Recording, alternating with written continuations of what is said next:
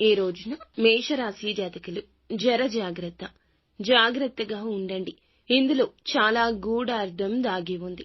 ఈ రోజున చాలా వరకు కూడాను మీకు కొన్ని రకాల వింత పరిస్థితులు ఆందోళన కలుగచేస్తాయి. ఏం జరగబోతుందో తెలియాలంటే వీడియో పూర్తిగా చూడాల్సిందే. వీడియో మీకు నచ్చితే తప్పకుండా ఒక చిన్న లైక్ అయితే చేసి మమ్మల్ని సపోర్ట్ చేయండి. ఇక ఆలస్యం లేకుండా వీడియోలోకి వచ్చేద్దాం. పోలేరమ్మ తల్లి జ్యోతిషాలయం. మీరు ఎక్కడెక్కడో జ్యోతిష్యం చెప్పించుకొని నిరాశ చెంది ఉన్నారా? అయితే ఒక్కసారి గురువు గారికి ఫోన్ కాల్ చేయండి. దూర ప్రాంతాల్లో ఉన్న వారికి ఒకే ఒక్క ఫోన్ ద్వారా వెంటనే పరిష్కారం చెప్పబడును.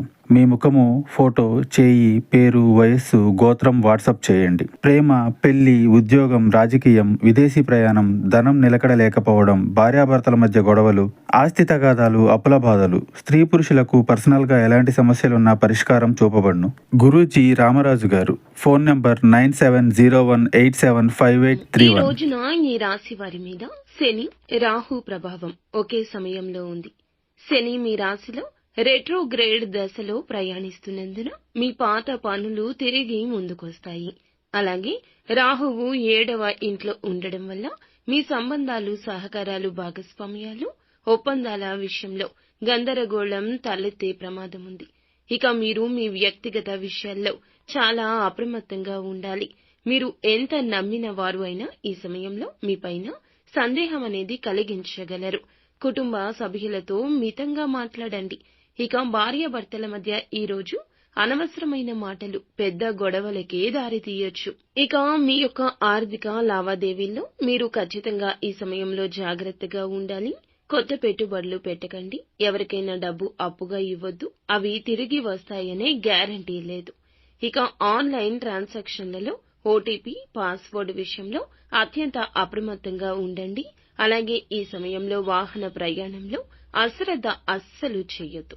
ముఖ్యంగా రాత్రి వేళ వాహనం నడపడం, అనవసరమైన ప్రయాణాలు చేయడం కూడా మంచిది కాదు.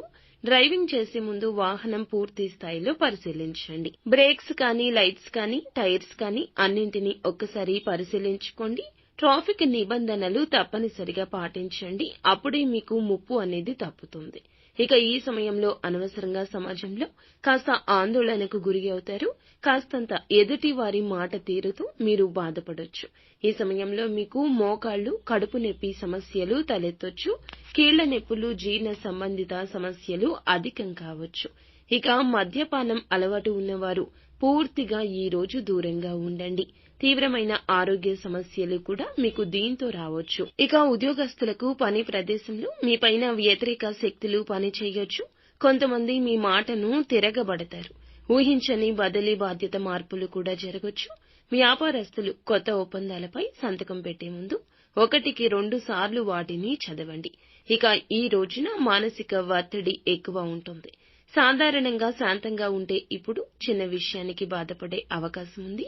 ధ్యానం, మౌన వ్రతం, ప్రకృతి సన్నిధిలో కొన్ని గంటలు గడపడం వల్ల మంచి ఫలితం ఉంటుంది.